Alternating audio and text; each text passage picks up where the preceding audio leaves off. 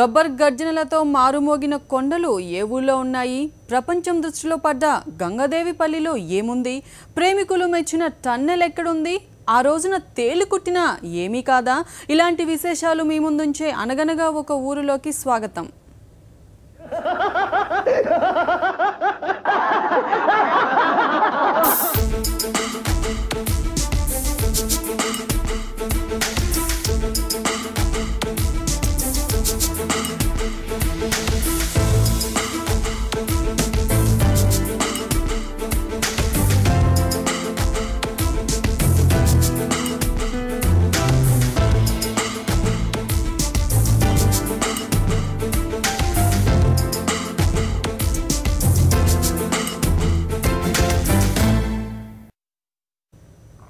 కలసి ఉంటే కలదు సుఖం, ఐకమత్యమే మహాబలం అనే సూక్తిని చక్కగా అమలు చేసింది ఆ ఊరు. జాతీయ స్థాయిలో ఉత్తమ గ్రామ పంచాయతీగా కీర్తి కిరీటాన్ని దక్కించుకుంది. అందరికీ ఆదర్శంగా నిలిచి ఎన్నో అవార్డులను దక్కించుకుంది. ఇప్పుడు దేశ విదేశీయులను ఆకట్టుకుంటూ తమ రూటే సపరేటు అంటోంది. ఇంతకీ ఆ విలేజ్ ప్రత్యేకత ఏంటి?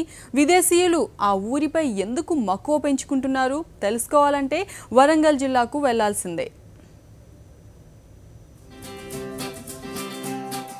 గంగదేవిపల్లి వరంగల్ నగరానికి 15 కిలోమీటర్ల దూరంలో ఉన్న ఓ పల్లె ఇది. ఈ ఊరు దర్శించడానికి స్వదేశీయులు విదేశీయులు గత కొన్ని సంవత్సరాలుగా క్యూ కడుతున్నారు. ఇప్పటికీ 200 రాష్ట్రాలు 50 దేశాలకు అపాయింట్మెంట్ ఇచ్చిన ఈ చిన్న పల్లె గంగదేవిపల్లిలోనే తెలంగాణ సీఎం కేసీఆర్ కూడా ప్రతిష్టాత్మక గ్రామజ్యోతి పథకాన్ని ప్రారంభించారు.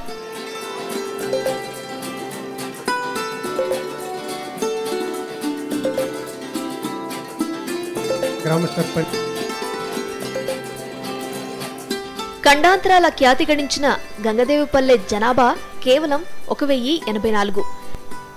అయితే ఈ పల్లెను సందర్శించే వారితో ఎప్పుడూ కళకళలాడుతోంది.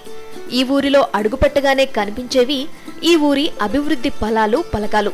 గ్రామ సమాచారం మొదలుకుని ఆ ఊరి వివిధ కమిటీ సభ్యుల పేర్లతో గ్రామ పంచాయతీ ఆఫీసు దర్శనమిస్తోంది.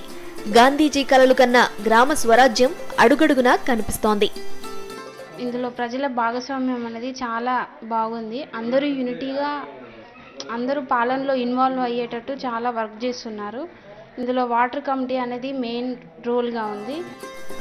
1995లో ప్రత్యేక గ్రామ పంచాయతీగా ఏర్పడిన గంగదేవిపల్లి అప్పటి నుంచి అభివృద్ధే లక్ష్యంగా ఊరి జనసహకారంతో వివిధ కార్యక్రమాలు మొదలుపెట్టి సక్సెస్ అయ్యారు ఊరి పెద్దలు. ఓ చిన్న సూత్రం ఈ గ్రామ రూపురేఖలను మార్చేసింది. మొదట గ్రామ అభివృద్ధి కమిటీ ఏర్పడి ఆ తరువాత దానికి అనుబంధంగా అనేక కమిటీలు పురుడు పోసుకున్నాయి. గ్రామ పంచాయతీ కమిటీ, మంచినీటి కమిటీ, వీధి లైట్ల నిర్వహణ, స్థానిక సమస్యల పరిష్కార కమిటీ, మద్య నిషేధ కమిటీ, గంగా డిష్ కమిటీ, ఆరోగ్య కమిటీ, పచ్చదనం పరిశుభ్రత కమిటీ, పౌర సరఫరాల కమిటీ, లోన్స్ రికవరీ కమిటీ, అంతర్గత ఆడిట్ కమిటీ, మహిళా సమస్యల పరిష్కార కమిటీ, చైతన్య శిక్షణ కమిటీ, పాఠశాల కమిటీ, తల్లుల కమిటీ, యువజన కమిటీ, మహిళా అభివృద్ధి కమిటీ, రైతు వికాస కమిటీ, ఇలా అనేక కమిటీలు ఏర్పడ్డాయి. ఊరిలోని ప్రతి గడప నుంచి ఒకరిని ఏదో ఒక కమిటీ సభ్యులుగా ఉంచుతూ ఊరి ఐక్యమత్యాన్ని చాటుకున్నారు. అభివృద్ధి ఫలాలు సాధించారు గంగాదేవిపల్లి వాసులు. ప్రస్తుతం ఈ పల్లెలో 26 కమిటీలు పనిచేస్తున్నాయి. గ్రామం అభివృద్ధికి ఈ మంచినీటి నిర్వహణ కమిటీ ఒక కీలక కమిటీగా భావించింది మా గ్రామం. దానికి నేను చాలా సంతోషించాను. ఈ కమిటీ ఏర్పడినప్పటి నుంచే ఆ అభివృద్ధి కార్యక్రమం ఒక్కొక్కటి అంచెలంచెలుగా మేము ఎదుగుతున్నాం. ఈ మంచినీటి నిర్వహణ కమిటీలో నేను కీలక పోస్టులలో పనిచేస్తూ నేను ప్రభుత్వ ఉద్యోగిని అయినప్పటికీ మా గ్రామంలో సేవాభావంతో నేను చక్కగా పనిచేసి ఎప్పుడైతే 95లో గ్రామ పంచాయతీ ఏర్పడ్డదో అప్పుడు మొత్తం మహిళలతోటి, మహిళా సర్పంచ్, మహిళా వార్డు మెంబర్లు అందరు మహిళలతోటే ఇక్కడ 2 టర్ములు పరిపాలన కొనసాగించడం అనేది జరిగింది. మహిళలు పరిపాలిస్తున్నటువంటి సమయంలోనే ఇక్కడ 100% ఫలితాలు కూడా సాధించడం అనేది జరిగింది. 100% మద్య నిషేధం, 100% ఇద్దరు పిల్లలతో కుటుంబ నియంత్రణ, 100% ఇంటి పన్నుల వసూళ్లు, 100% ఇంటింటికి మరుగుదొడ్లు. ఈ రకంగా ఏంటంటే 100% ఫలితాలు సాధించినటువంటి గ్రామంగా ఈరోజు ఏంటంటే నిర్మల గ్రామ పురస్కార అవార్డు, అదే రకంగా ఏంటంటే శుభ్రం అవార్డు, తర్వాత ఏంటంటే రాజీవ్ గాంధీ జాతీయ స్థాయి ఉత్తమ అవార్డు, తర్వాత ఎందుకంటే గూగుల్ అవార్డు, తర్వాత శాంతిదూత అవార్డు, ఈ రకంగా ఏంటంటే 18 అవార్డులు ఈ గ్రామానికి రావడం అనేది జరిగింది.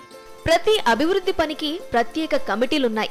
పంచాయతీ ఏర్పడిన తరువాత 1996 నుంచి 2015 వరకు ఇంటి పన్నులు 100% వసూలు, ప్రతి ఇంటికి వ్యక్తిగత మరుగుదొడ్డి, ఫ్లోరైడ్ రహిత తాగునీరు, ₹2కే మినరల్ వాటర్ క్యాన్ అందిస్తున్నారు. అంతేకాదు బాల కార్మికులు లేని పల్లెగా పేరు పొందింది. కుటుంబ నియంత్రణ పాటించడం తప్పనిసరి. ఇలాంటి అనేక కార్యక్రమాలతో జాతీయ స్థాయి అవార్డును సొంతం చేసుకుంది. గంగదేవపల్లి అని చెప్తేనే ఆహా గంగదేవపల్లి మీది మంచి గ్రామం వచ్చి చూడాలని వేరే ప్రజలందరూ వచ్చి చూడగలిగిపోతున్నారు. అందరూ వాళ్ళకు కూడా మేము చెప్తున్నాం. ఈ మా గ్రామంలో కూడా ఇద్దరు పిల్లలకి ఆపరేషన్ చేయిస్తాను 100%. మరుగుదొడ్లు కూడా 100% ఉన్నాయి. మాకు వాటర్ కూడా సప్లై ఫిల్టర్ వాటరే వాడుతున్నాం. అందరం ₹1 టిన్నుకే మా గంగదేవపల్లి గ్రామం మొత్తం వాడుతున్నాం. చుట్టుపక్కల పక్క విలేజ్ వాళ్ళు కూడా తీసుకెళ్తున్నారు. ఎక్స్ట్రా క్యాన్కు ₹4, రూపాయికో ఒక సభ్యత్వం, అట్లా సంవత్సరానికి ఒకటేసారి ₹350 కడుతున్నాం. ఒక కార్డు తీసుకొని వాడుతున్నాం. అందరు కూడా మరుగుదొడ్డినే వాడుతూ ఉంటాం. ఈ గ్రామ పంచాయతీ ఎన్నికల్లోనూ ప్రత్యేకతే. 20 ఏళ్లుగా ఎలక్షన్లు లేకుండానే ఏకగ్రీవంగా సర్పంచ్తో పాటు వార్డు మెంబర్లను ఎన్నుకోవటం ఆనవాయితీగా వస్తోంది. ఊరి జనమంతా ఒక్కచోట చేరి వారిని ఎన్నుకుంటారు. ఇప్పటికీ జిల్లా స్థాయిలో 4 సార్లు ఉత్తమ గ్రామ పంచాయతీ అవార్డు పొందింది. 2007లో అప్పటి రాష్ట్రపతి ఏపీజే అబ్దుల్ కలాం చేతుల మీదుగా నిర్మల్ గ్రామ పురస్కారం అందుకుంది గంగదేవిపల్లి. 2007లో భారతరత్న రాజీవ్ గాంధీ అత్యుత్తమ గ్రామ పంచాయతీగా జాతీయ స్థాయి అవార్డు పొందింది. 2008లో సంపూర్ణ పారిశుద్ధ్యాన్ని సాధించడంతో అప్పటి ముఖ్యమంత్రి వైఎస్ రాజశేఖర్ రెడ్డి చేతుల మీదుగా శుభ్రం అవార్డు అందుకుంది గంగదేవిపల్లి. ఈ నాయకత్వము ఐక్యతతో పాటు మాకు క్రమశిక్షణ ఉండడం, ఈ 3 తోడుగా చేసుకొని మేము ఉండటం వల్లనే మేము ఈ గ్రామము రాష్ట్రంలో కానీ జిల్లాలో కానీ జాతీయత కూడా చాలా ఉత్తమ గ్రామంగా ఎన్నుకోబడినాం. ఈ ఉత్తమ గ్రామంగా ఎన్నుకోవడమే కాకుండా మాకు రాష్ట్రం నుండి ఎన్నో అవార్డులు వచ్చినాయి. దాదాపు నిర్మల గ్రామ పురస్కారం నేషనల్ లెవెల్లో అబ్దుల్ కలాం చేత పొందడం జరిగింది. శుభ్రం అవార్డు నాటి ముఖ్యమంత్రి రాజశేఖర్ రెడ్డి ద్వారా పొందడం జరిగింది. 24 కమిటీలు వేయటం జరిగింది. ఈ 24 కమిటీలు దాదాపు ఏంటంటే ప్రతి కుటుంబం నుంచి అంటే 80% కుటుంబాల నుండి ప్రతి కుటుంబం నుంచి ఒక స్త్రీ కానీ పురుషుడు కానీ కమిటీలలో ఉండడం వలన ఇక్కడ చేసే ప్రతి నిర్ణయం కూడా ప్రజల యొక్క భాగస్వామ్యంతో జరుగుతున్నందున పకడ్బందీగా అమలవుతూ ఉన్నాయి. మరి ఈ గ్రామంలో ₹1కే 20 లీటర్లు ప్యూరిఫైడ్ వాటర్ ఇవ్వడం జరుగుతుంది. మరి ఇక్కడ మంచినీటి పంపిణీ బ్రహ్మాండంగా మంచినీటి కమిటీ ప్రత్యేక కమిటీ ద్వారా ఇక్కడ మంచినీటి పంపిణీ చేయడం అనేది జరుగుతూ ఉంది. ఈ గ్రామం సాధించిన ప్రగతిని చూడటానికి దేశ విదేశీయులు క్యూ కట్టారు. కమిటీలు సాధిస్తున్న అభివృద్ధి పనులను చూసి ఆశ్చర్యానికి గురవుతున్నారు. ఈ పల్లెటూరును America, Australia, West Indies, Nigeria, Malaysia, శ్రీలంకతో పాటు 50 దేశాలు ఇప్పటికీ సందర్శించాయి. నేను మద్య నిషేధ కమిటీకి అధ్యక్షురాలుగా పనిచేస్తున్నాను. దాదాపు 1982లోనే మా గ్రామంలో మద్యాన్ని నిషేధించుకోవడం జరిగింది. అంటే ఆ తాగుడు వల్ల ప్రజలకు ఎంత ఆర్థికంగా కానీ ఆరోగ్యపరంగా కానీ ఎంతగా నష్టపోతున్నారో ప్రజలకు కళ్ళకు కట్టినట్టుగా వారికి విషయాన్ని అర్థం చేయించి తాగే వాళ్ళను అమ్మే వాళ్ళను మేము పూర్తిగా వాళ్ళకు తాగుడు వలన ఎన్ని అనర్థకాలు ఉన్నాయో వాళ్ళకు కళ్ళకు కట్టినట్టుగా చూపించి తాగిన వాళ్ళ కుటుంబాలు పిల్లల చదువుల విషయంలో కానీ ఆరోగ్య విషయంలో కానీ ఆ కుటుంబ పెద్ద యజమాని చనిపోతే వాళ్ళు ఆ కుటుంబం ఎంత విచ్ఛిన్నమవుతుందో వాళ్ళకు అన్నీ అర్థం చేయించి మా గ్రామంలో ఆ రోజే 100% ప్రజలు మా గ్రామంలో మద్యాన్ని నిషేధించుకోవడం జరిగింది. గ్రామంలోని ప్రతి ఒక్కరిని భాగస్వాములు చేస్తూ కమిటీలుగా ఏర్పడటంతో ప్రగతి సాధించగలిగామంటున్నారు ఆ ఊరి సర్పంచ్. ఈ ఆదర్శ గ్రామానికి సర్పంచ్గా ఎన్నిక కావడం మా అదృష్టంగా భావిస్తున్నా. ఇంతకుముందు ఉన్న మా గ్రామ ప్రజల సేవను బట్టి మాకు రాష్ట్ర స్థాయిలో చాలా అవార్డులు వచ్చినాయి. కానీ అట్లా అవార్డులు వచ్చిన గ్రామానికి నేను సర్పంచ్గా ఎన్నికవడం నా అదృష్టంగా భావిస్తున్నా. దేశ విదేశాల్లోనూ తన పేరును చాటుకున్న గంగదేవిపల్లిలోనే గ్రామజ్యోతి కార్యక్రమాన్ని ప్రారంభించారు తెలంగాణ సీఎం కేసీఆర్. అభివృద్ధి పదంలో ముందుకు దూసుకువెళ్తున్న గంగాదేవిపల్లి మరింతగా అభివృద్ధి చెందాలన్న సంకల్పంతో భారీగా నిధులు విడుదల చేస్తున్నట్లు ప్రకటించారు. క్రమశిక్షణ, ఐక్యత, సంఘటిత శక్తితో అభివృద్ధిని సొంతం చేసుకోవచ్చని చాటుకుంటోంది గంగాదేవిపల్లి. ఇప్పుడు అందరికీ ఆదర్శంగా నిలుస్తూ దేశ విదేశీయులను ఆకట్టుకుంటోంది. మంచి పనులు మాటల్లో కాకుండా చేతల్లో చూపిస్తున్న గంగాదేవి ప్రజలకు సాక్షి సలాం చేస్తోంది.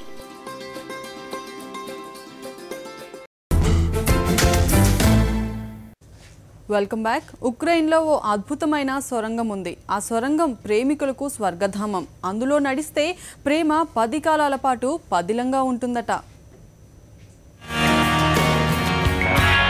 సొరంగాల్లో చిమ్మ చీకటి ఉంటుంది, కానీ ఈ సొరంగాల్లో నడిస్తే ప్రేమ వికసిస్తుంది. ఉక్రెయిన్లోని క్లివెన్ పట్టణం శివారులో ఉంటుంది ఈ ప్రేమ సొరంగం. ఉక్రెయిన్ రాజధాని కీవ్ నగరానికి దాదాపు 350 కిలోమీటర్ల దూరంలో ఉంటుంది క్లివెన్.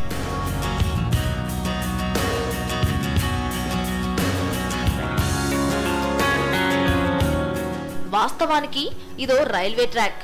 చాలా తక్కువగా వెళ్తుంటాయి ఇక్కడ రైళ్లు. ఓ కలప ఫ్యాక్టరీకి సంబంధించిన ప్రైవేట్ రైల్వే లైన్ ఇది. రోజుకు 3 సార్లు రైలు వెళ్తుంటుంది. ఊరికి దూరంగా విసిరేసినట్టు ఉండే ఈ ట్రాక్ చుట్టూ కాలక్రమంలో చెట్లు పెరిగాయి. తీగల్లా అల్లుకుని అవి సహజ సొరంగంలా రూపుదిద్దుకున్నాయని నమ్ముతారు ఉక్రెయిన్ వాసులు. దాదాపు 3 కిలోమీటర్ల పొడవుంటుంది ఈ ప్రేమ సొరంగం.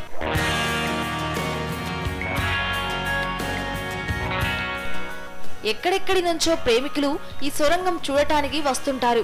ఈ సొరంగం మార్గంలో ప్రయాణిస్తే ప్రేమ 10 కాలాల పాటు పదిలంగా ఉంటుందని నమ్ముతారు ఉక్రెయిన్ వాసులు.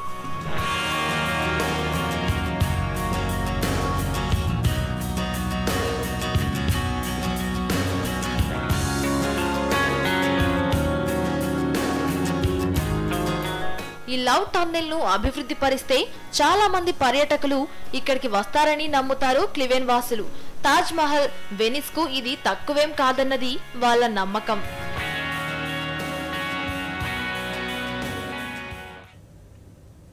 ఒక తేలు కనిపిస్తే దూరంగా పరిగెడతాం. భయం పోగానే చెప్పు తీసుకొని అది చచ్చేంత వరకు కొడతాం. ఇంకా అలాంటివి అక్కడ ఇక్కడ ఏమైనా ఉన్నాయేమోనని చెక్ చేస్తాం. కానీ ఒకేసారి వందలాది తేళ్లు కనిపిస్తే ఏమవుతుంది? గుండె ఆగినంత పనవుతుంది. కానీ ఆ ఒక్కరోజు మాత్రం ఆ ఊరికి వచ్చే భక్తులకు తేళ్లంటే ఎలాంటి భయం ఉండడం లేదు. అంతేకాదు, వాటితో విన్యాసాలు చేస్తూ తేళ్లు కుట్టవనే విశ్వాసాన్ని ప్రకటిస్తున్నారు భక్తులు. ఇంతకు ఆ ఊరు ఎక్కడుంది? ఆ రోజు ఏ రోజు? ఈ దృశ్యాలు చూడటానికి ఒళ్ళు గగురు పొడుస్తుంటే ఈ భక్తులు మాత్రం తేళ్లంటే ఏమాత్రం భయం లేదంటున్నారు. పెద్దవాళ్లే కాదు, చిన్నపిల్లలు కూడా వృచ్చికాలతో ఆటాడేస్తారు. ఎవరు ఎన్ని విన్యాసాలు చేసినా ఈ తేళ్లు కుట్టనే కుట్టవట. వాటిని గిచ్చి గిల్లి ఒంటిపై వేసుకున్నా సాధు జంతువుల్లా ఉంటాయి తప్పితే కుట్టనే కుట్టవని భక్తులంటున్నారు. హైదరాబాద్లో ఎప్పుడు పంచమి రోజు పాములకు పాలు పోస్తాము, కానీ ఇక్కడ స్పెషాలిటీ ఏంటంటే ఇక్కడ తేలకు పాలు పోస్తారు. ఇంకా ఈ గుడి ముందు చాలా చిన్నగా ఉండేది, ఇప్పుడు చాలా పెద్దగా అయింది. అలాగే చాలామంది వస్తున్నారు, చాలామంది భక్తులు వస్తున్నారు. అలాగే మేము కూడా ఫస్ట్ టైం ఇక్కడికి వచ్చాము. ఇక్కడ ఏంటంటే ఈ పంచమి రోజు మాత్రమే తేలు స్పెషల్ అండి. ఇక్కడ తేలు పట్టుకున్న విన్యాసాలు, ఎన్ని విన్యాసాలు చేసినా తేలు ఏమి చేయవు. ఈ రోజు మాత్రమే. పంచమి రోజు స్పెషల్ ఏమంటే ఎక్కడ పోతున్నా మా నాగల పంచమి రోజు పాలు పోస్తాము, అన్నీ చేస్తాము. కానీ ఇక్కడ విశేషత ఏమంటే పంచమి రోజు ఇక్కడ చేళ్ళు వస్తాయి, ఎవరికి గరుస్తలేవు. అది స్పెషల్. పంచమి రోజు ఒకటే వస్తాయి, మళ్ళీ నెక్స్ట్ డే వచ్చి ఇక్కడ కనబడతలేదు. ఇక్కడ ఒకటి మహిమ అంటే అది ఇంకా ఎవరికి తెలుస్తలేదు. చీళ్ళ విశేషం ఏమంటే చిన్నపిల్లలు పట్టుకున్నా ఏమీ గరచలేదు, వరకు కరుస్తలేదు గిట్ట. అదొకటి విశేషం. ఇక్కడ సైన్స్కే ఒకటి ఛాలెంజ్ ఇది అనేది విశేషం. ఎప్పుడు వచ్చినా ఇది ఒకటి స్పెషల్. పంచమి రోజు అంతే చీడ కనబడతాయి. ఇది ఇవి ఇలా విచిత్రంగా కుట్టకుండా ఉండేది కూడా ఒక్కరోజు మాత్రమేనని భక్తులు అంటున్నారు. ఎందుకంటే ఆ రోజు కొండమాయి దేవి ఉత్సవం జరుగుతుంది కాబట్టి ఆ మాత దయ వల్ల తమకు ఏ హాని ఉండదని భక్తులు నమ్ముతారు. వివరాల్లోకి వెళితే దేశవ్యాప్తంగా నాగపంచమి రోజున నాగదేవతకు పూజలు జరిగితే కర్ణాటక రాష్ట్రం యాదగిరి జిల్లాలోని కందకూరులో కొండమాయి దేవికి అంటే తేలుమాతకు ప్రత్యేక పూజలు నిర్వహించడం ఆనవాయితీ. ప్రతి సంవత్సరం కందకూరులో ఎంతో ఆర్భాటంగా జరిగే ఈ వేడుకలకు దూర ప్రాంతాల నుంచి కూడా భక్తులు వస్తుంటారు. మనకి బాంబే నుండి ఇక్కడ వచ్చాము. కందుకూరులో ఈ దేవాలయం కాడి తేలు ఉన్నాయి కదా, కరుస్తలేవు అంటారు. మేము వచ్చినప్పుడు ఇప్పుడు తీసుకున్నాం చేతిలో, కానీ కరిచి లేవు. అయితే మిగతా వేరే రోజులో చేతిలో తీసుకున్న కరిచి విషం ఎక్కుతుంది పేల, అందునుండి ఏమన్నా అవుతుంది అంటారు. కానీ అది తెలియదు, ఎప్పుడు కరిచలేదు. కానీ ఈ రోజు మేము వచ్చి చేతిలో తీసుకున్నా కానీ మాకు కరవలేదు, ఏం చేయలేదు. తేళ్లకు పుట్టినిల్లుగా పేరొందిన ఈ గ్రామం మహబూబ్ నగర్ జిల్లా నారాయణపేట నియోజకవర్గం సరిహద్దులో ఉంది. పాలనాపరంగా కర్ణాటక రాష్ట్ర పరిధిలో ఉంది. కొండపై ఉన్న కొండమాయి దేవస్థానంలో ప్రత్యేక పూజలు నిర్వహిస్తారు. పంచమి రోజున కొండపై అనేక జాతులకు చెందిన తేళ్లు ఎక్కడ పడితే అక్కడ దర్శనమిస్తాయి. ఎర్రతేళ్లు, ఇనుపతేళ్లు వంటి విషపూరితమైన తేళ్లు అధిక సంఖ్యలో దర్శనమిస్తాయి. గ్రామ ప్రజలు జాతి మత భేదాలు లేకుండా దేవస్థానంలో పూజలు నిర్వహిస్తారు. దేవస్థానానికి వచ్చే భక్తులు, పిల్లలు ఈ తేళ్లను పట్టుకునేందుకు పోటీలు పడుతుంటారు. ఈ రోజున అంటే నాగపంచమి రోజున ఏ విషజంతువైనా, ముఖ్యంగా తేళ్లు హాని తలపెట్టవని, కాటు వేసినా కూడా కొండమాయి దేవి విభూతిని పెట్టుకుంటే నయమవుతుందని భక్తులు విశ్వసిస్తున్నారు.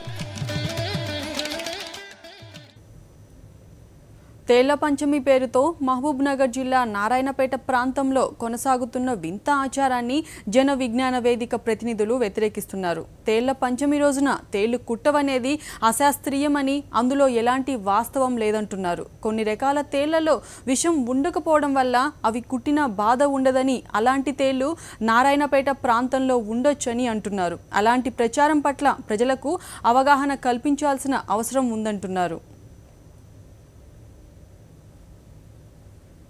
అయితే నాగుల పంచమి రోజు తేలు కుట్టినా ఏమీ కాదు అనే నమ్మకంతో, ఆ కాన్ఫిడెన్స్ ఉండడం వల్ల జనాలు తేలు కుట్టదు అని దాన్ని ధైర్యంగా పట్టుకోవడము, మరియు దానికి తేలుకుండే విషాన్ని ఇచ్చే కొండిని ట్యాకిల్గా పట్టుకోవడం వల్ల అది ఏది కాదు, అదేవిధంగా ఒకవేళ మాకేం కాదు అనే నమ్మకంతో చేయడం వల్ల వాళ్ళు అలా చేస్తుంటారు. ఒకవేళ కుట్టిన పౌడర్ పూసుకోవడం వల్ల వాళ్ళకు ఆ నమ్మకంతో ఏమి కాదనే నమ్మకంతో తేలు కుట్టవు.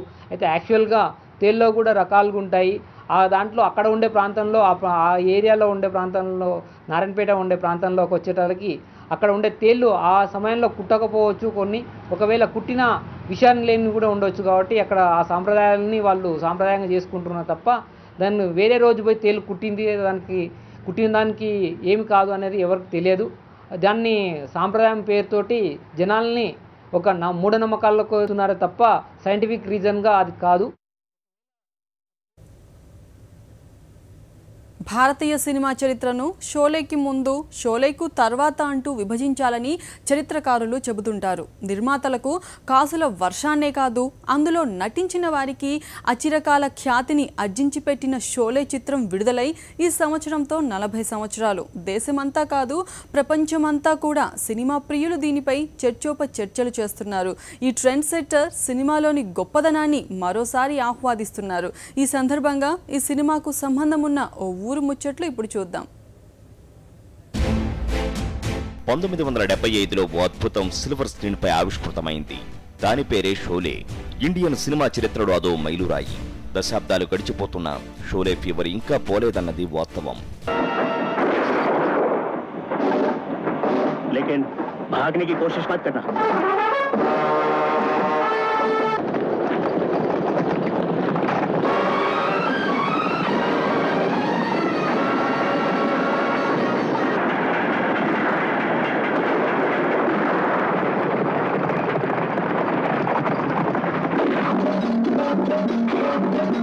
భారతీయ సినీ చరిత్రలో షోలే సినిమా ఓ చెరిగిపోని అధ్యాయాన్ని లిఖించింది. అమితాబ్ బచ్చన్ను స్టార్ హీరోను చేసింది. ఎంతకాలమైనా సిల్వర్ స్క్రీన్ పై రగులుతున్న షోలే మంటలు ఆరిపోవు. 1975 ఆగస్టులో విడుదలైన తర్వాత కొన్ని సంవత్సరాల పాటు థియేటర్స్లో ప్రదర్శితమైన షోలేలో ఇప్పటికీ గంటల పాటు చర్చించుకోవడానికి ఎన్నెన్నో అంశాలు ఉన్నాయి. షోలే ఓ మరిచిపోలేని వెండితెర వండర్. షాటులో మరిచిపోలేని కళాత్మకతకు అది నిలయం. दोस्ती हम नहीं तोड़ेंगे तोड़ेंगे दम मगर तेरा साथ ना छोड़ेंगे. భారతీయ సినిమాల్లో ఎన్నెన్నో ఆణిముత్యాలు ఉన్నాయి. ఎన్ని ఉన్నా షోలే తీరే వేరు. అది సృష్టించిన సంచలనమే ప్రత్యేకం. అది అందరూ నమ్మే నిజం. అప్పట్లోనే 3 కోట్ల భారీ బడ్జెట్తో తెరకెక్కింది. ఎన్నో కష్టాలను నష్టాలను భరిస్తూ షోలే షూటింగ్ 2.5 ఏళ్ల పాటు సాగింది. ఫలితం కూడా అదే రేంజ్లో దక్కింది.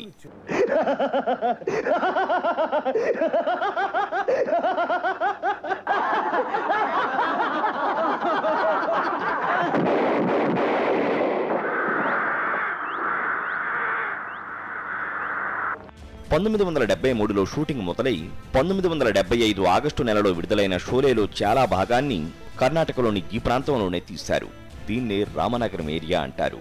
షోలే దర్శకుడు రమేష్ సిప్పి ఈ ప్రాంతాన్ని ఎంపిక చేసుకోవడానికి షూటింగ్ అనువుగా ఉన్న ఈ కొండలే కారణమని అనుకుంటున్నారా? గబ్బర్ సింగ్ లాంటి అతి భయంకరమైన విలన్ నివాసంగా ఉండడానికి ఇంతకు మించిన కొండలు లేవని దర్శకుడు నమ్మాడని భావిస్తున్నారా? ఇందులో కొంత నిజమున్నప్పటికీ అంతకన్నా బలమైన మరో కారణముంది. షోలే కన్నా ముందొచ్చిన పలు బందిపోడు సినిమాల్లో మధ్యప్రదేశ్లోని చంబల్ లోయలు కనిపించేవి. నిజానికి మన దేశంలో బందిపోడు దొంగలంటే గుర్తొచ్చే ప్రదేశం కూడా చంబల్ లోయే. ఆ లొకేషన్లనే షోలేలో వాడితే ఫ్రెష్నెస్ ఉండదనుకున్న దర్శకుడు రమేష్ సిప్పి డిఫరెంట్ గా ఉండాలనే ఉద్దేశంతో రామనగరం కొండల్ని ఎన్నుకున్నారు. దాంతో మనం చూస్తున్న ఈ రామనగరం షోలేలో రామ్గఢ్ గా మారిపోయింది. All the films that had been made before this on dacoity and banditry, they were all made in the Chambal Valley. Right. वो गंगा जमुना हो, जय जी ने दो, Sunil Dutt's, even the Raj Khosla film, which was a huge big hit, Mera Gaon Mera Desh. So all these, that Sona Le Ja Re Chandi Le Ja Re type, dacoit songs. All and a lot many. But even Mera Saya, which was a hit, but not a dacoit film, but set up somewhere there. Yes. The strange thing about it is, I just felt we're going to do this. Let's make it different. ఇప్పుడంటే రామనగరం కర్ణాటక రాష్ట్రంలోని జిల్లా కేంద్రం. 4 దశాబ్దాల క్రితం ఇది ఒక చిన్న పట్టణం. ఇది బెంగళూరుకు 60 కిలోమీటర్ల దూరంలో బెంగళూరు మైసూరు హైవేకు దగ్గరగా ఉంది. ఈ ప్రాంతంలోని రామదేవరపేట అనే చోటనే ఎక్కువగా షూటింగ్ కొనసాగింది. ఈ కొండల్లోనే అతి భయంకర గబ్బర్ సింగ్ డైలాగులు, అరుపులు, కేకలు, చారిత్రాత్మక డైలాగులు, నవ్వులు దద్దరిల్లాయి. రామనగరానికి చుట్టుపక్కల 10 కిలోమీటర్ల దూరంలో దాదాపు 7 కొండలున్నాయి. షోలే సినిమాతో వీటి గురించి జనం మాట్లాడుకోవడం ఎక్కువైంది. నిజానికి రామనగరం టౌన్ సిల్క్ మార్కెట్ కు ప్రసిద్ధి చెందింది. కానీ అందరూ మాత్రం ఆ విషయం మరిచిపోయి షోలే టౌన్ గానే దీన్ని ఎక్కువగా గుర్తుపెట్టుకున్నారు. ఈ చుట్టుపక్కల గల పలు గ్రామాల ప్రజలు ఈ సినిమాలో ఎక్స్ట్రా యాక్టర్లుగా నటించారు కూడా. మొత్తం మీద ఓ చరిత్రాత్మక సినిమాతో చరిత్రలోనే నిలిచిపోయిన రామనగరం 4 దశాబ్దాల తర్వాత కూడా షోలే పేరు మీద ఇప్పటికీ టూరిస్టులను ఆకర్షిస్తోంది.